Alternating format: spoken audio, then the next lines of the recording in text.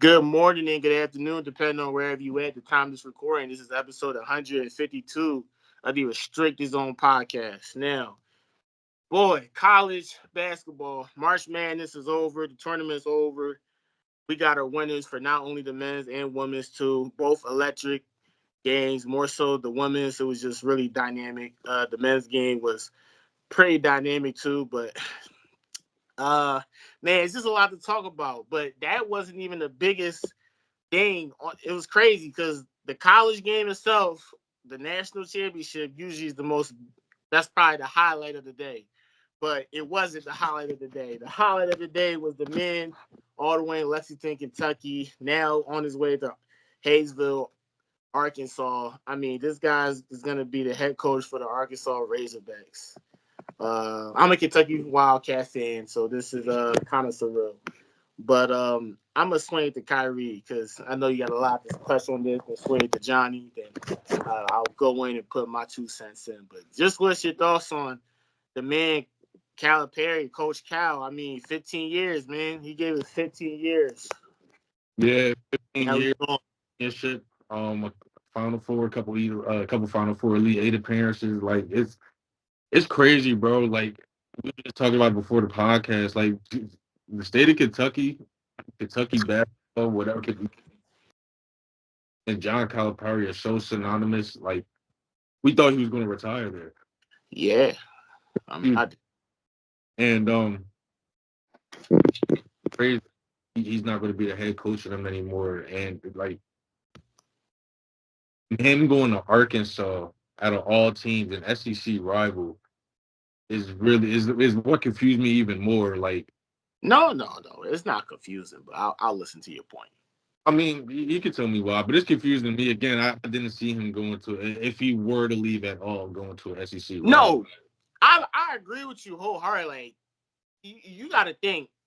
No one thought Arkansas, like, you got to think, Cal going to Arkansas, I don't think anyone had that in their bingo book, right? No one had that at all. Because it started off as a rumor on, like, Sunday. Like, this all happened within a day. It started with early in the morning on Sunday that, hey, Arkansas, maybe, and I'm thinking to myself, it's Arkansas. Like, Cal's not going to Arkansas, right? That's not going to happen. And next thing you know, as the day progressed, that rumor started to turn into like, hold on, this may be something here. Like, this might be happening. And then next thing you know, here we are. Cal's going to Arkansas. At first, it was kind of shocking, but then it did start to make sense. I mean, we was really starting to hate Cal.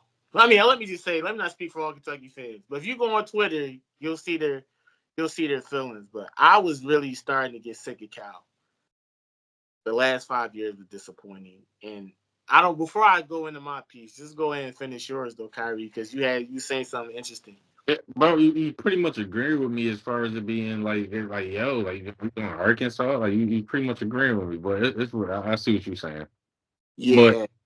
yeah, it it's also crazy because we just know Cal's track record. Even though, like you said, Colin, the last 5 years have been disappointing. They haven't made it past the second round. The COVID year when they actually were looking good, that postseason got swiped out. That year they had you guys had Reed Travis and Tyrese Maxey. Was Um, it? Oh, it yeah, was. Yeah. It was that year. Yeah. it was there as well. I really think we could have won the title with that squad. Akers was there. I, You guys I had a really, really team. especially our guard play, we could have Yeah, won. you guys had a really good team that year, and that was wiped away. So that's still on his track record. Is not really. Right. That's So when you look at it, his last Elite Eight was 2017. His last Final Four was in 2015, almost 10 years ago. no. We made that Elite Eight 2019 because Tyler Hero hit that shot. I think that from the Sweet 16 against Houston, that's what led to the Elite Eight. Yeah. But yeah, the last Final Four was in 2015, like I was saying, though, and that's almost 10 years ago. And your championship, of course, was in 2012 that year with Anthony Davis. So that's 12 years ago. And it's not easy to win a championship. When guys are talking about Coach Cal he's been at Kentucky all this time, he's only got one championship. It's not easy to win a championship whatsoever. But the argument can be made that he's had the talent year in and year out to do so. See, that's my only argument today. Talent year in and year out to do so. In these past couple years, he's had the talent. It's been very disappointing to keep it on. To be honest with you guys, Right. and with all that being said, though, this Coach Cal's thing, and this has always kept him relevant. And I was telling you, Colin, this is his whole like his his success really is that he sends guys to the NBA, and not only does he send them to the NBA, but they excel in the NBA. They're prepared for the NBA. They're ready to compete with grown men and live that lifestyle, and that's always been his thing. Look at him now. This past season, we call it a disappointment, but he sent two guys to the lottery: Rob Dillingham and Reed Shepard. So, which he didn't play in the championship game or stardom half in, which is still mind-boggling to me. Say what you want about how he used them towards the end, or certain points during the season. Outrageous. He still made them NBA lottery talent, NBA lottery picks. No, I'm not. That's not arguable at all. I mean, the proof is in itself. You can't argue that. So. Listen, some people will look at it through a different lens and be like, "Yo, but he had 5 guys, and out of those 5 guys, the top guys that came in this past year, only 2 of them are top draft picks or top seen as top draft picks, and the rest of them are kind of floating in the wind with Justin Edwards. You don't really know what he's doing right now." No, he declared for a draft. I mean, they got him mocked as a late. But we don't. He's mocked all over the place. Like we don't really know. We don't really know what his draft stock is looking like right now. Same thing with DJ Wagner. I'm not sure if he declared or what he's doing. He shouldn't, but he'll declare. But he shouldn't at all. But I believe Coach Cal leaving definitely have an impact on whether he leaves or whether he enters the transfer portal. Yeah, I don't count on him being I think everyone on this roster is going to leave, but I'm not going to dive into that now. But we'll go into it. Keep going. Bradshaw, we seen Aaron Bradshaw enter the transfer portal. I knew he was leaving. Yep. There's a couple of guys I'm waiting on to leave too. Rob declared for the draft, which I mean, you're a top 10 lottery pick. Why would you come? Reed is the only thing I'm just like, he shouldn't come back because it really doesn't make no sense for him to come. Well, it does for him in particular because he's a Kentucky born and raised kid. No, there's the draft is in my opinion going to be stronger than this year's draft. There's no chance. Of course. Like, but this is my thing. His mom and dad had legacy, historic careers, individual careers at Kentucky. He went out in a sorry note. I'm banking on. Do you really want to leave out that kind of way? Considering everything, you're a Kentucky kid, born and raised. But listen, honestly speaking, his dad's a financial advisor. What do you think Coach Cal will tell him?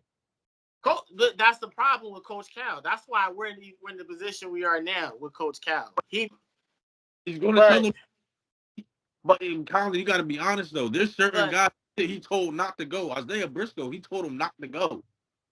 Like, no, of course. Listen, at the end of the day, I'm sure Cal will let you go.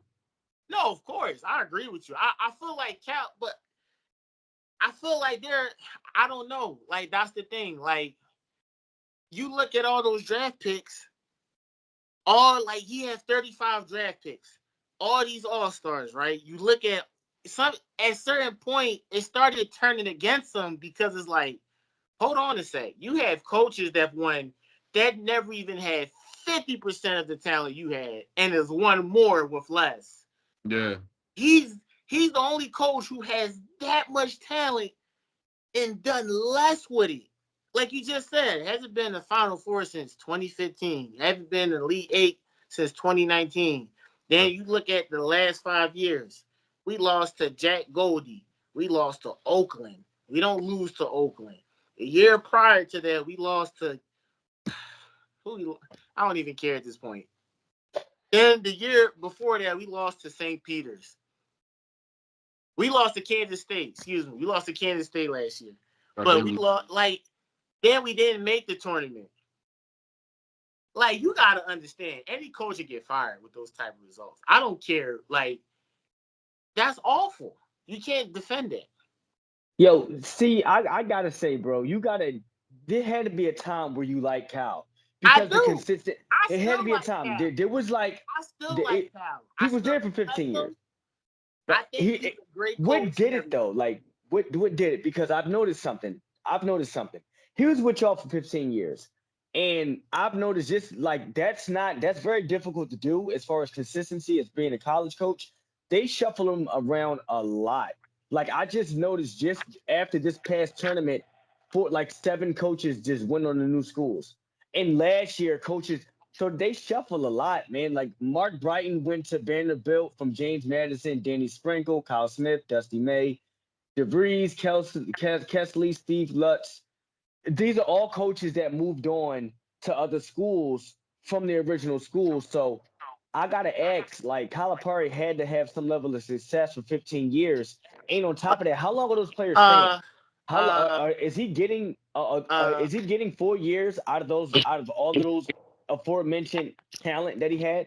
Is that consistent, or are they leaving after 1 year, after 2 years, and he's got to start over with oh, freshmen and sophomores again? he is both. So he's got this experience from the transfers. He tried to go that route. He did horrible with that route. He tried to mix in with it. We got bounced out in the second round. Then he went back to all freshmen, which I just think, hey, it wasn't wrong. I mean, because he's going back to what he does best. Kyrie, he gets right. That's what he does best. So okay, let's see how this works out. You literally had 2 guards that were sitting on the bench that were better than the starting point guard, and they were not starting, which was any coach. But unless you got an experienced like guards, like you already got like 2 seniors already as the guard, and then you start those freshmen off the bench, no coach would do that. You play your best 5 at all times. So Cal is not a great X and O's coach. I realized that. I realized that maybe 2018, 2019. I said, okay, he's not a great X and O's coach, right? And that's a liability because it ended up biting us a lot of times, Kyrie. You watch some of those Kentucky games, not calling timeouts when it's time to call timeout. Not fouling. Like there was literally a game where he chose not to foul. We end up losing. Then Gonzaga literally does what we chose not to do. It was like an ironic twist of fate. Like, here you go. This is what you. It was just horrible. The turnovers that kill y'all a lot of the times too.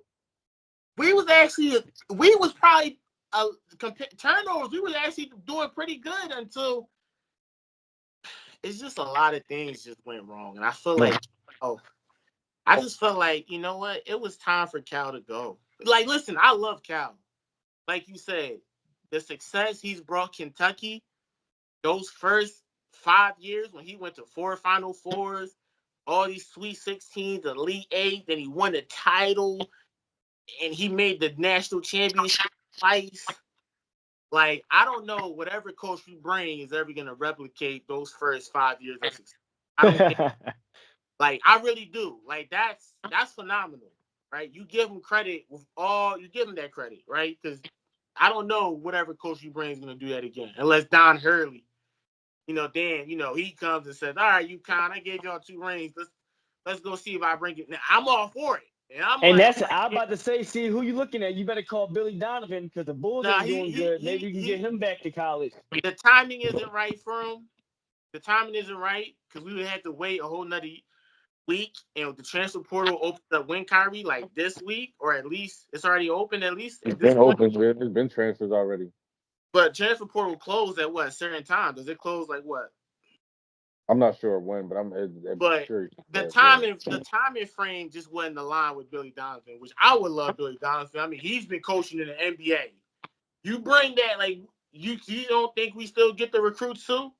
If you got an NBA coach, like, come on now. But Not to mention he's been accomplished in college already. He won exactly. Florida. So He's got a he ring. went. He got 2, right? He's He's got 3. 2. He's won back to back, 06 and 07. Yep. Those 2, like, so when you got a guy like Cal and he leads your program, you either match that or you got to go above and beyond it. Because Cal's a hell of a coach. And all the things I just said, he's not a great X and O's coach. Maybe he's underrated. Maybe I'm not looking at it in a different aspect, but I say the results speak for themselves. right? So it's not much to really say about that. But in all honesty, when someone like Cal leaves, you gotta up it. You either match it or you Billy Donovan, Don Hurley, which I don't think we'll get. I don't think we're gonna get those two. I think Don feel like he's building a dynasty at UConn right now. And I think UConn's probably they playing themselves as a blue blood now, Kyrie. At this point, they got 6 rings. They're only one behind. They're like 4th right now. We got Yeah, 8. and UCLA got yeah. back to backs are rare. I mean, UConn is a blue blood now. I would say it's blue blood, especially if they somehow make a 3-peat. Then you got to put them in that blue blood category. At I that agree. point, They're one now. I would say they're one now. yeah, they're the best Because college they team. won a different era. Yeah, They've been that's the relevant in thing. different eras. That's the That's the thing. They thing. won in different eras, and They that's a were testament. relevant in the '90s. They won in the 2010s against you guys in 2014 actually with Shabazz Napier, and they got 2 back to back in the 2020s. I mean Yeah, I feel like UConn is a blue blood. If you ask me personally, I think they deserve it. Like even the early 2000s teams with Charlie Villanueva oh and man, people Emeka Okafor, Jordan, people forget that. Yeah. yeah. And then the '09 they had Hashim Thabit. They Granted, was and he was Ray Hashim Allen. Thabit was an animal, but he's a Fact. bust. I know people. We know he's a bust, but in College, college, though. In We college, talking college, yeah. he was a hell of a player in college, man. One of the most like that man blocked shots like, and we don't want to get off topic, but no, Well, listen, see, bottom line is Dan Hurley, Billy Donovan, Scott Drew from Baylor. Y'all gonna need what's up with that? Either way, it's gonna cost y'all about $10 million a year if y'all want to get a Calipari replacement. No. John Calipari leaving, and that's why I said, in all honesty, I'm grateful for John Calipari because there was only 2 ways we could have got out this and still had any type of positives. Either Cal left on his own, or we probably had to fire him. But that's not really a benefit. That's just like we got no choice but to fire you. But then that's not a good thing on the program because you fired a Hall of Fame coach. From the PR perspective, that's just kind of crazy. You fired a Hall of Fame coach. I don't know how that looks to other coaches because it's like, man, that guy had, and then they still fired him. Granted, he deserved it though. It's not like he didn't deserve it, but it's like, damn. So, and Cal walking away, that thing. And you asked Kyrie why Arkansas, and Arkansas actually has more NIL money than us. So, really?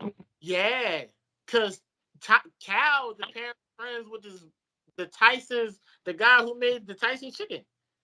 Oh, wow. The billionaire. Right. So, Cal, that's why I say it's one of those rare situations where both programs come out in the win. Like, we lose, all right, we get Cal out of there. He had to go. We win. He walk away. We don't got to pay a dime. We're free. Our hands are like we can spread our wings now. Cal gets a new start. And I think Cal's going to kill it, Johnny. Like, Cal's going to kill it. I don't think he'll win the title before we do. I will bet that. I'll bet with each one of you guys. I don't think he'll win a title, depending on the coach. But if it's Scott Drew, which I think we'll probably go for, that's been most of the reports I've gotten. He looks like the most ideal coach. I don't have a problem with Scott Drew. I think he's a phenomenal coach. I mean, he's turned that Baylor program when he got it. Remember, Baylor was facing NCAA sanctions, and like they was in the bottom of the bottom. And he's literally rebuilt that program into a national championship in 2021, and they've been pretty consistent throughout the years, making the tournament, Sweet 16s, Elite 8. Yeah. He's a great coach. He's won a title recently. He's not a bad hire at all. I think he's a great hire. If we get him, I don't think we lose out on anything. Like, I don't count on anyone on this team to come back. Like, I think DJ's gone. I don't think anyone's coming back. The only one I'm genuinely hoping for is Reed. But that's not possible. His dad's a financial advisor. So he's not gonna tell his son to turn down $30 million. It just doesn't make sense, right? But man, I'm hoping. Can a mother effer just hope?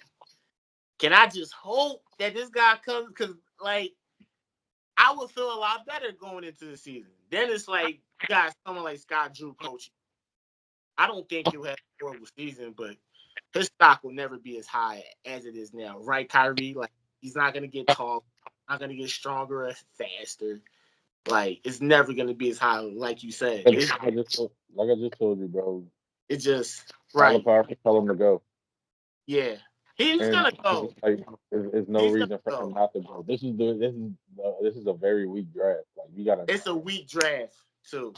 Like, Right. This is only if it doesn't go, I'd be looking at him sideways. And you know probably, what? Like, as much as happy I would be if he does come back, I would be like, now wait, Reed, you're turning down 30 mil right now, and your stock is never gonna get as high as this. Like, you think this is what you want to do?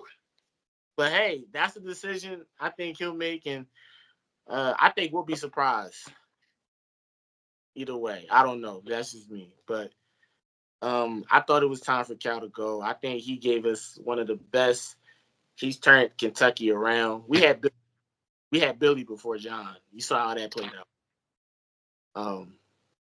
And John turned that program around. Turned it to like, you got to think that Kentucky had a head coaching job was the dominant story over a championship. That speaks volumes. Like, that's not a job that anyone just, like, only the best of the best. So I look forward to see who we get. I think Cal going to Arkansas win-win. I think Cal, like I said, he's going to get that NIL money, so recruiting is never going to be an issue for Cal. He can still throw money at these recruits or transfer portals. Cal will have a pretty good roster going in next season. And like I said, I think he'll do well. I don't think he'll win a championship before us, but he'll do well. And if he does, hey, but it was crazy. So that's anything you guys want to add on before we go to the next topic? No, bro, this is what it is. I'm curious to see two things. I'm curious to see who y'all hire next. Well, three actually. Curious to see what y'all do next. Curious to see what Cal does at Arkansas recruiting wise, and see if he can still get the same caliber of players. I'm sure he will. Yeah, that's my thing. Like, also the last thing I was gonna say was I want to see how Eric Musselman, who left Arkansas, is going to do at USC now. He'll do great. I really believe he'll do great.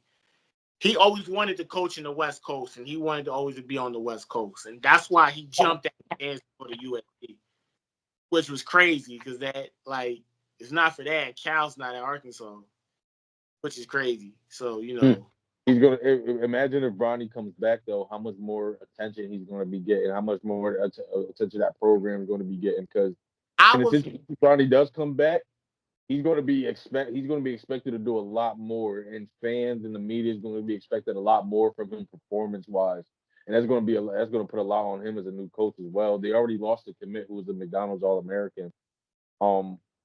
Yeah, I think I think he's facing a lot of pressure. You probably got Collier leaving this year. Who knows about Kobe Johnson, Dennis Rodman Jr. I mean, I'm not sure. I'm not sure. Oh, what's his name? Boogie Ellis is leaving. I think this was his last. Boogie Ellis, yeah, that was his last year. So he's done. No, listen to me. Eric Musselman. Eric Musselman is a good coach. If you've watched Arkansas, he definitely is. Discounted this year, which I think they were a lot better than what their record showed. I don't know what went down behind the scenes, why they were so bad, but Eric Musselman is a good coach. He's a great coach. I think he'll work with whatever roster. Like, he'll bring some guys, obviously. He'll portal. He like discounted this season. Never had an issue with it, so he'll grab what he can grab. And like I said, I think he'll do, like, if Bronny comes back, which I think Bronny might just declare for the draft, even though he's not a prospect in any way. Like, that would be the most blatant nepotism. Listen, it happens everywhere. Every job, it happens. Mm-hmm. But that would be one of the most blatant, like, holy shit, dude. You only got, excuse my language, you only got in because of your, like, he's not ready.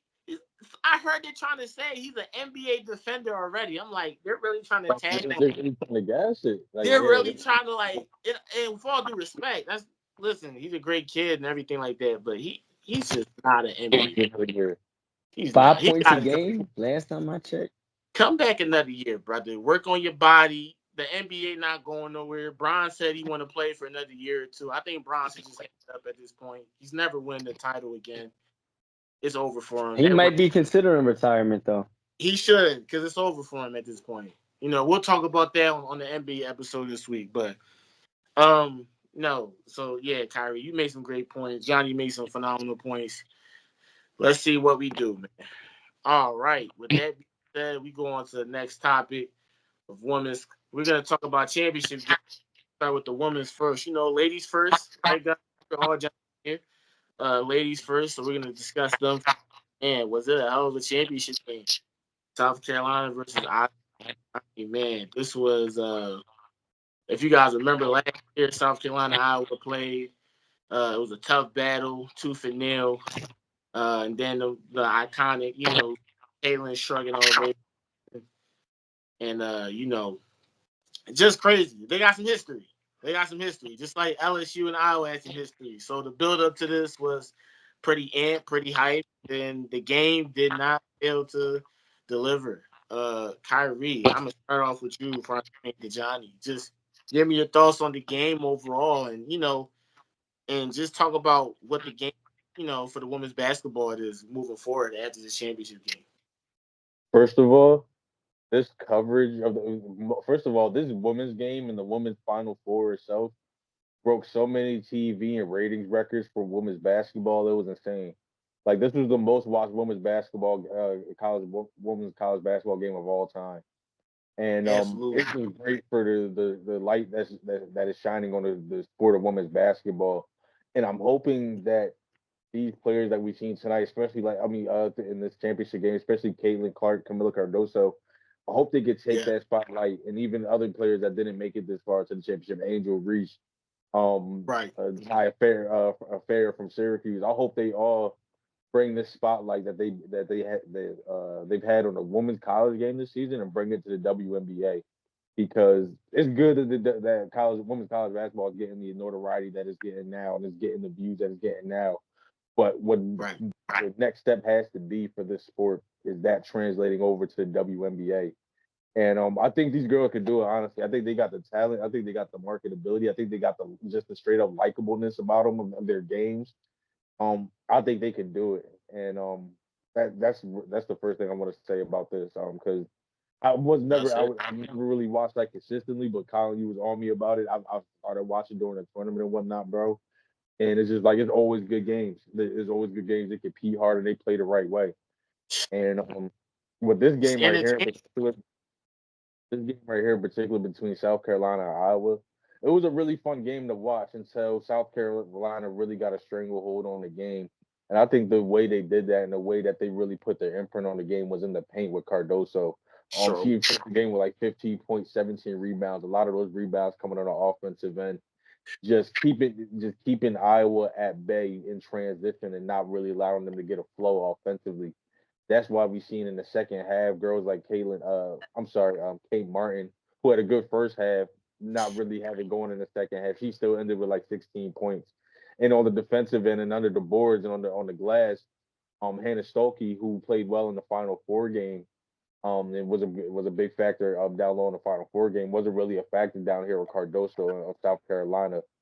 And you could really tell that's what kind of set the tone in the game. Caitlin Clark still did her thing, still got her 30, shot well from the outside, but she didn't really. I don't want to put it all on her supporting cast, because a lot of them did play like solid games. Like Stokey, I mentioned, played a good game. She played a solid game. She couldn't really rebound as well, made some turnovers, but she played solid. Sydney Affolter played pretty good, but again, in that second half, her and Kate Martin kind of burned out. So that second half is what really, them stalling out was what really put the pressure on Caitlin, and she just couldn't handle it by herself against this team, especially because she had Raven Johnson on her defensively, And Raven was doing a really good job, even though she only shot 1 of 11 throughout the game. Defensively, you could tell she was really locked in, and she was getting through screens. She was up at Caitlin's grill. She was playing off-ball defense really heavy, and she did a really good job on her. The other girl, Watkins, I want to say her name is Watkins, yep. Watkins. Mhm. I can't remember her first name, but she played. She was also played really well defensively. She's a good long defender. She plucked a lot of balls. Got out in transition a lot. But Chloe Kitts was like the X factor of that game throughout the game. She was just Yes, sir. always at the right minute, at the right moment, at the right time, getting the rebound, cutting at the right moment, getting receiving the pass and laying the ball. And she was just she shot super efficiently, and she played within herself the whole game. Like it honestly seemed like she was playing like in her own world because she didn't really create a lot for herself offensively. Like in half court sets, she wasn't really involved too much. But a Mhm. lot of the times in transition, those scrap like those loose balls, like the final like a last minute dump off pass when the offense breaks down, she was there at the right moment at the right time, and she made Right. a lot of key plays. So shout out to South Carolina and Dawn Staley, but Dawn Staley being from the city of Philadelphia, Did you yeah. message uh uh Johnson? Raven Johnson. No. Um. It's the other Johnson that came off the Yeah, bench. Tessa Johnson. Yeah. Did you Tessa message? Johnson, he was the one that was scoring. I forgot to mention her. My fault. He was Crazy. the one that's putting the ball in the bucket out there too. But Right.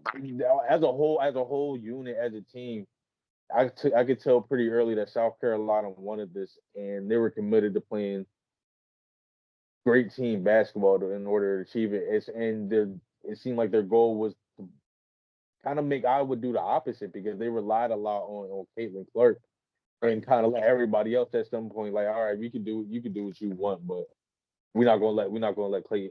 I mean, sorry, Caitlin can do whatever she wants, but y'all, we're not gonna really let y'all go crazy like that. We can't let uh like role players put up 20 points and stuff like that. That's not Right. happening. Right. So that's when I could tell like South Carolina really locked in. But yeah, shout out to them, man. Shout out to Dawn Staley. And I can't see, like I said with Cardoso, I really like her game. Like that, she's got really good touch. She rebounds well. She can use both hands. She can go over either shoulder. And it's like once she gets her position down there, kind of like DJ Burns. Once she gets her position down there, she's hard to move, and you can't move her off that block and out her spot, and she's just right there for the lay. And bro, I'm really like I said before, I'm really hoping her and Caitlin Clark can be part of this next generation of women's basketball that helps put the WNBA on the map. Phenomenal analysis, Kyrie. I don't disagree with a single point you. Johnny, I'm gonna swing to you before I put in my 2 cents. But go ahead, Johnny. Just go ahead. Give me Yeah. your own perspective and Mhm. thought, and how Caitlin Clark how she has impacted the women's basketball game for a pretty long time. Yeah, it's been something to watch, bro. This is the heaviest I've been into women's college basketball probably ever. I've been always a fan of women's WNBA but the college segment always it didn't get that much light, and I was never into it for real. But these past probably maybe 2 seasons, but mainly this past tournament session was like the most incredible brand like style of basketball that I've seen coming from that level. And mainly what I saw was a lot of I saw conventional, I saw consistency, I saw rhythm, I saw team basketball. I didn't see too many ISOs. It's different when you watch the women play. I'm not going to say they're less talented at all because they're athletes in their own right. I would say that they're coaches, they're probably more focused on the rhythm of the game. I saw a lot more off ball movement, less dribbling, more picks being set, a lot of cuts being played. I saw a lot of effort being given, and it just made me like, as a fan of the game, it just made me enjoy it even more because I'm like, these girls are really hooping out here. They're really balling and they're playing basketball the right way. I've never seen such maturity, especially at such a young age. Like of course the aforementioned names, but the personal names that I was also a fan of didn't even make the tournament. But I mean, didn't even make it to the national championship game. But they made it, I think, almost to the final four. We mentioned the Angel Reeses, and I like the Flaw J Johnsons. I like Paige Beckers from UConn. I like it's a couple other young stars that I like that I also hope transitions into this game, but Caitlin Clark is like, let me just say, like for the run that she had, it was bigger than her. For her play style, I don't want to sound a certain way. It was just we've never seen a person play like that. We never seen a person shoot like that play style come from that level of women's basketball. We haven't seen it, and it just like made people tune in even more, bruh. I'm telling you, like she, I don't know if she's gonna take this big three contract or if she goes to the WNBA eventually, but I know Angel Reese declared for the draft, and um, a couple of other players I'm forgetting right now, but yeah, like I like where this league is headed, but I want to shout out Dawn Staley too from South Carolina. I want to shout that out. I want to shout out Dawn Staley from South Carolina, first Philadelphia native, taking what was it 35 in a row, 36 in a row plus a championship win. So like undefeated. Never been done. The last team, the last team says UConn, I think. Yeah, of course it's UConn. Of course it's UConn, right? They had so many players on that. But yeah, bro, like I like where this league is headed for these women, and I like what these girls did. I like the showcase that they had. I actually, no cap, I didn't have Iowa losing by that much. I had it being a close. I had Iowa getting not like blown out, but they towards the end of the fourth quarter they made it kind of competitive. Caitlin, like you said, Kyrie, she just didn't get any help because she's a very very very good distributor. Like I know her jump shot is the main is the main thread of her game, but she definitely sees the floor very well. She's an excellent passer, but she just couldn't get any help. Like nobody was scoring of the outside of her too much, and at the end of the day, they just were too small. They just got dominated in the paint, and I think Dawn Staley just they gave those girls that mindset of we're going to work this game inside out. We're going to work from the inside out, and it was a lot of great displayment of just centers throughout the whole tournament, women and men's side. Just a great displayment by just centers in general, just bringing back the essence of the big man. I loved it. All right, bringing back the essence of the big man. Don't disagree. That's funny that you pointed out just the big woman, Johnny. Big woman. Big women. Big woman. Big woman. Ah, man. Kyrie with the correction. Go ahead, Kyrie. Knock it off. Knock it off. But no, Johnny, just you made a real key point, and that was a great analysis, by the way. You said that a lot of the tournament teams through Sweet 16, Elite 8, and Final Four, the championship game, it were the big men that were the main contributions. And we saw that, but in the championship game, the big man dominated. The big man dominated the guard. It was plain and simple. And like you, Johnny and Kyrie, like both of you guys stated, I mean, Kayla really had no help. I mean, I remember a stat right toward the end of the game, the bench score was 38-0, 37-38, 37-38 to 0. That means South Carolina's bench. So no one scored from Iowa's bench, which was outrageous, right? It's like, what more could she do? She's got 30 points on 28 shots, 11 for 28, I think. I think that field goal percentage is good, but no one should be blaming. I mean, when that type of stat, 37, 38 bench points to 0, I mean, listen, you got to give her flat. I mean, at that point, she wasn't getting any help, not from the starting teammates, but even more so from the bench. I mean, I knew she was going to lose. I said to myself, she probably had to score 40 or 50 points just to get like a 2-point win. And not even by like a 2-point win, right? Because that was the only way I saw her even in the championship.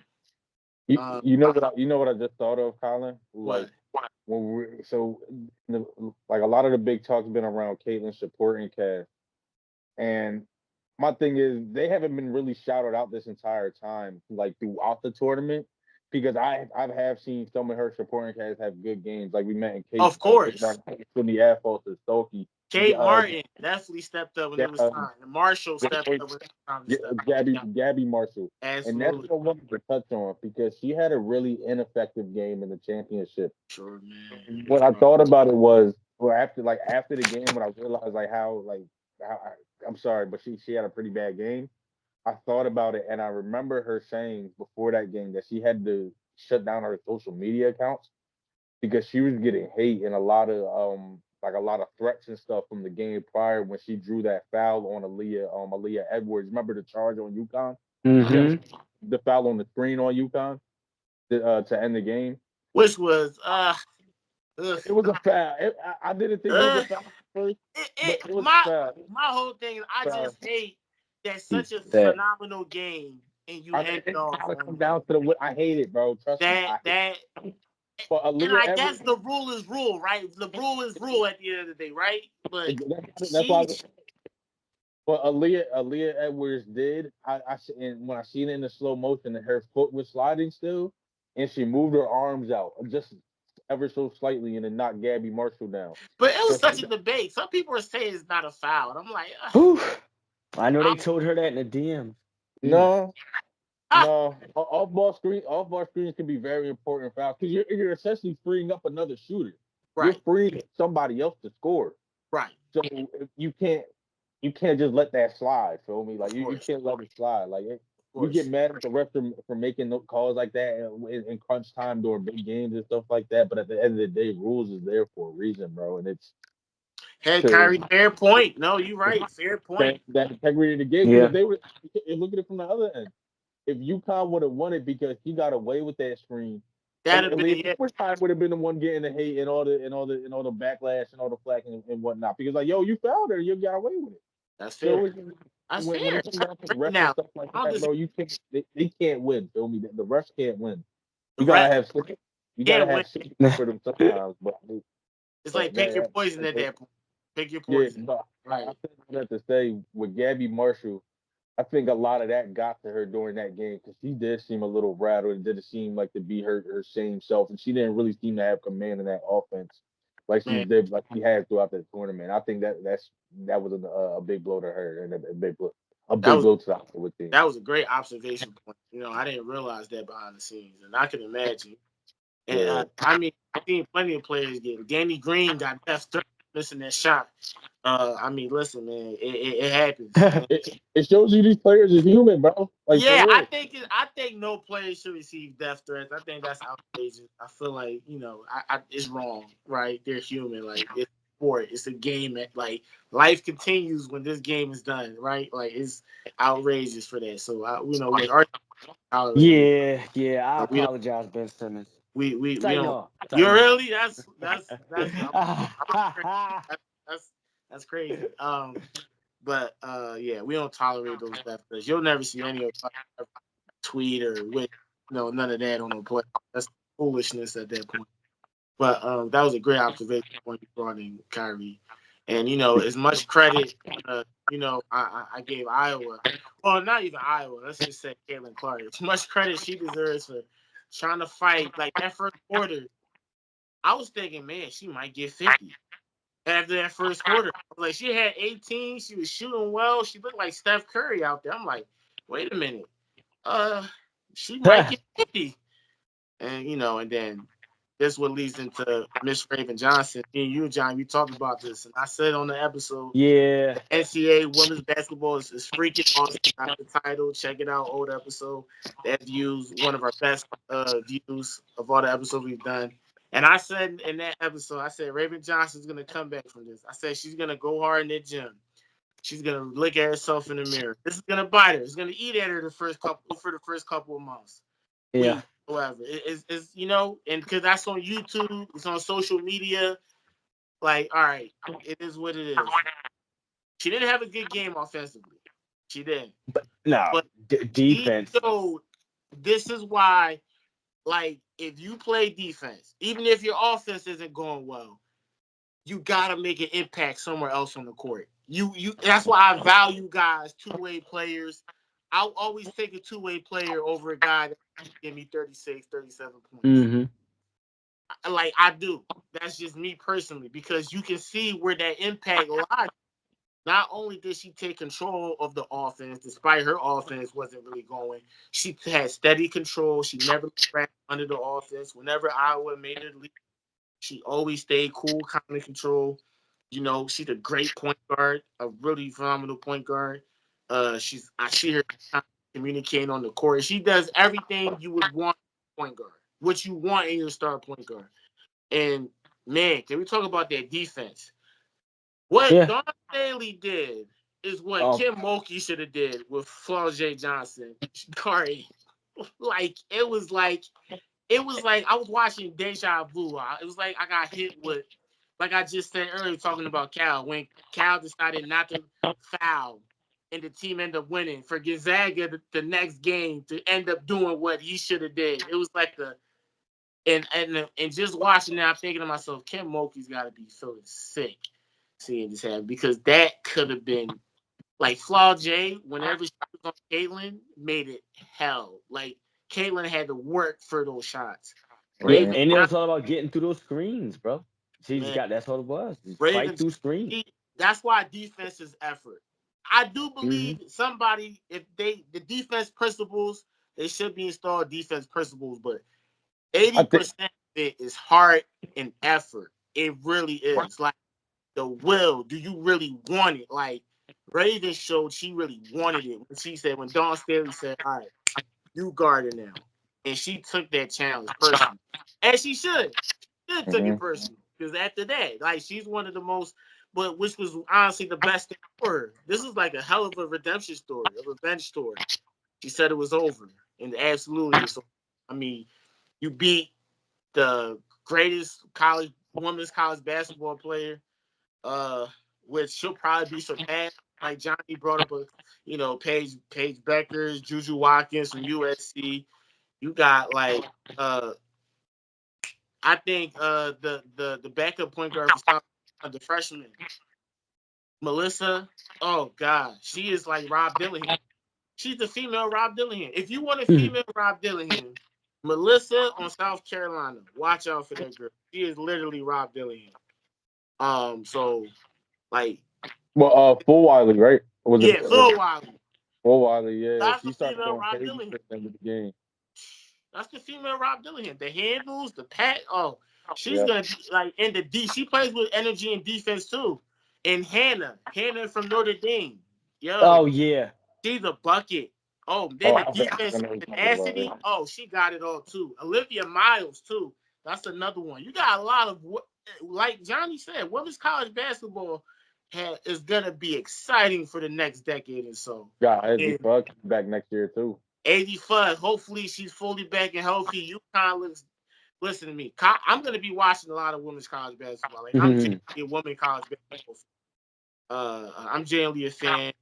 The talent is so diverse and the women's game now.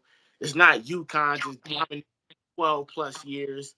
Now it's literally championship and different. It's great for the sport. You got individual star talent, so most of these college teams, so everyone gets their shine, and these women are like literally fundamental. They know how to play the game.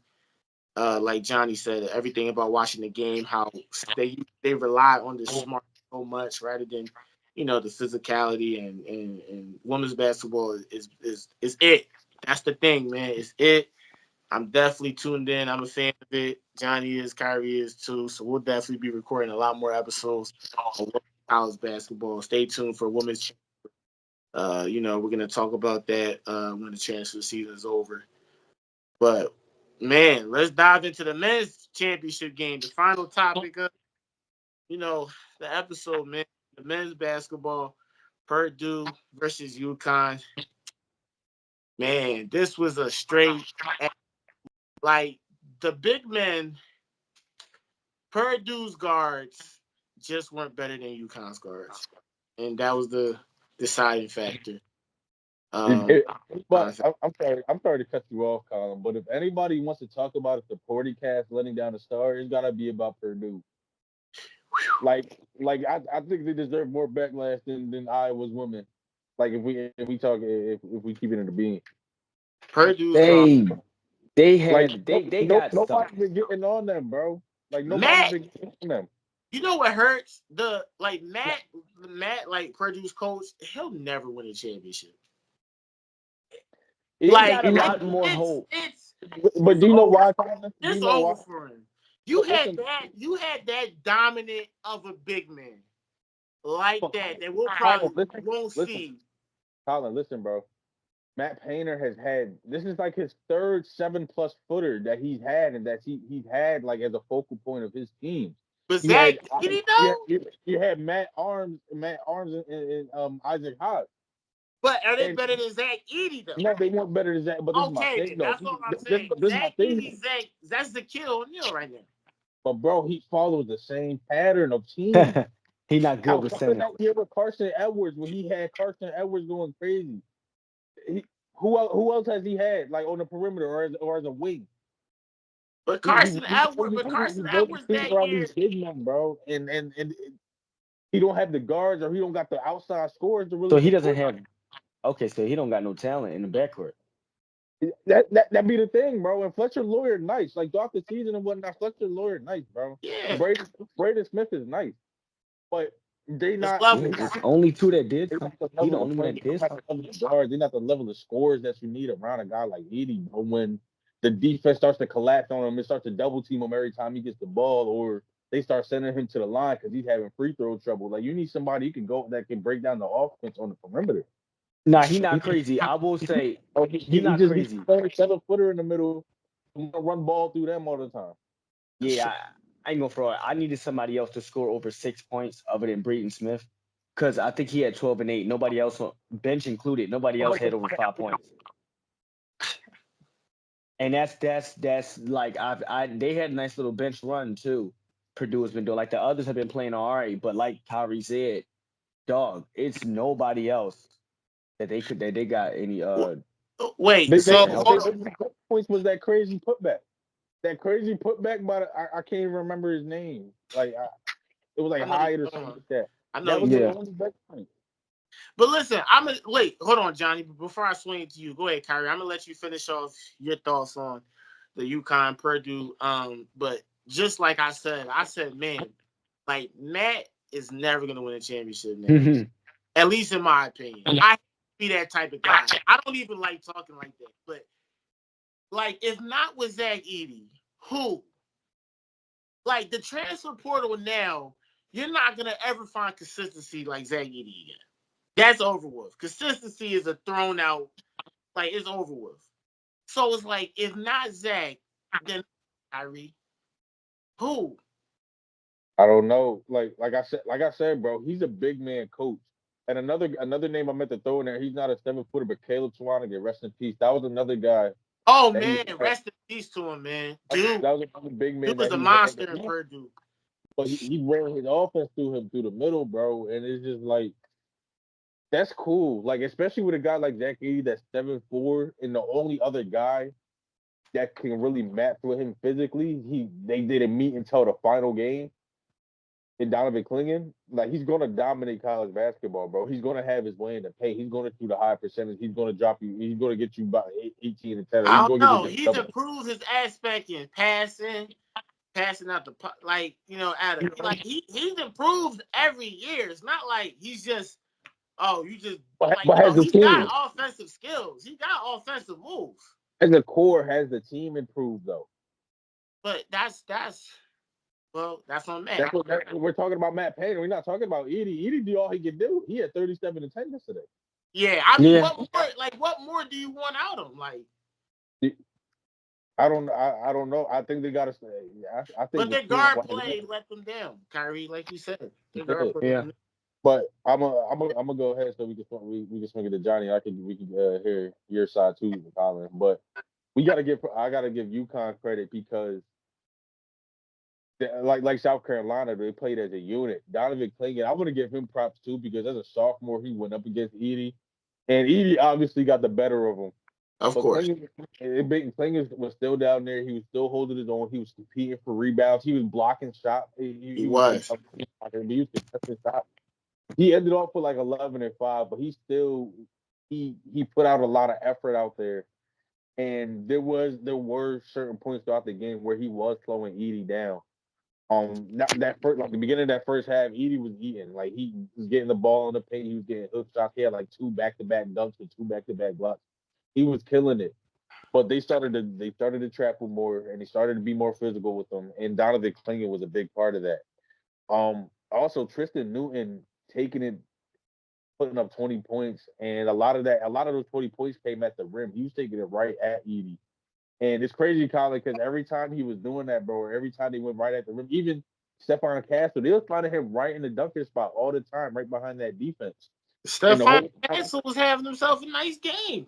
If anybody's improved their draft stock, bro, freshman wise in this tournament, it's been him. Oh yeah, he's definitely a lottery pick. But I think he'll come back. Honestly. Here you go, Colin. Hold on, bro. We'll talk about that. He's not coming back. He's not coming back. Again, they talking about him top 10 right now, bro. Hey, listen, Don Hurley is a man of words, man. Hell of a guy. And shout out to who did they play in the final for? Whoever they played in the final for to get past to get to the championship. They was leaving him open from three. They was giving him open opportunity to show the fact that he could shoot. So he's been looking really, really good these past games. But back to what I was saying in the championship game, Colin, with Stephon Castle getting points in the paint, Tristan Newton getting points in the paint, Cam Spencer being a Swiss Army knife out there. A lot of what they did was attacking the paint. Right. And it just brought me back to what we were saying last episode, Colin, where we're like, why are these teams just sending all their guys into the paint against Zach Edey? Why are all these guys sending their guys into the paint against Klingon just to get their shot smeared? But in UConn's case, it was really working tonight, bro. It was working. And what it was, bro, even in the first half, I peeped that Zach Edey was gassed. He was gassed out.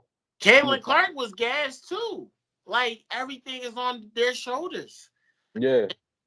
And like you said, if we're going to talk about Caitlin Clark and Iowa, man, Zach Edey, like, I had to double check the stats. And it's like, the only other person in double digits was Smith. Like, it was out. This is outrageous. What is he supposed to do?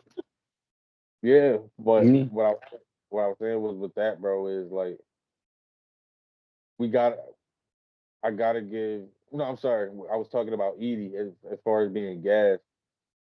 That took a big toll on the defensive end, bro, because he can't really get up and down the floor as fast in transition, or he's not as aware like when he's on that back line. He's out there tired because they keep going at him and they keep making him play physical basketball down there in the post because he's the only guy providing points for them. Right. So gassing him out early in that game really hurt them, bro, because it allowed guys like Castle and Tristan Newton and Klingon to put pressure on that paint. That opened it up for guys like Cam Spencer, who had a really good game, who shot the ball well. So I got to give it to UConn, bro. They as a whole and as a team, they play really good basketball together on both ends of the floor. And two of their main guys. I don't know about Tristan Newton as far as like draft wise. I gotta look deeper into the whole pool now. But as far as Castle and Klingon, those two guys rocketed their draft stock, and I think they both could possibly go lottery, like we was talking about with Calipari, putting two guys on lottery. This is gotta be a dream year for Dan Hurley, winning a back-to-back title and possibly putting two guys into the lottery as well. So I gotta give it up to them. That's fair. Great analysis. Don't disagree with you on that point. Ooh-wee, man. Decisions. We're gonna be monitoring those, Kyrie and Johnny. We're gonna be monitoring those drafts. Yeah. We're gonna definitely be on top. We're gonna come out with a mock draft. Actually, we're gonna actually do a mock draft. Right after the lottery. Pre-lottery, and then we're gonna have one after the lottery. Yeah. Okay. We're gonna do one after the lottery, and then after that, we'll do a final one prior to the draft. Like that same week of the draft, we'll record an episode, and that'll be the final mock draft. So just stay tuned for that. Yeah. I just want to say real quick. Johnny, we're gonna send it to you, man. Give us your analysis. Okay, I'm about to say. And give us your thoughts. We're gonna swing it to you, Johnny. Go ahead, spotlight's on you. Yeah, I'm about to say, no, he not, bro. To answer the Purdue thing, I gotta say, bro, as far as you thinking they're not gonna win a championship seed, don't count them out too bad. All right, not too bad. They had a hell of a comeback from last year. They had a switch. They upset last year. In the Sweet 16 was more disappointing than them actually losing the national championship this year. So it's it's progress. Like they still went up, but still lost, but it's still up from there. Johnny, The recruiting, the transfer portal's still there. Recruiting, you never know. Johnny. If It's they not UConn easy. is just a different entity. I'm It's telling you, not they easy. didn't lose. They didn't It's lose. not Bro. UConn won every game by double digits this term. No, I'm They just saying just got it's matched not. up with Listen, an you know entity. Edie can't come back, right? He's done. Yeah, So all right, but that, so it's not Edie. Then who? Who else? and that's when that's what I said. Don't close out recruiting. Don't close it out. Kyrie, Purdue is an it's over, organization man. that can Listen, probably get I players. don't know. They've had bad luck. I'm Yes, gonna go ahead and humor you, John. I'm gonna pull up Purdue's recruiting class right now. it's 'cause over. I don't know It's who they over, got. Johnny. You're delusional. Listen, they had a you think bad. They had bad.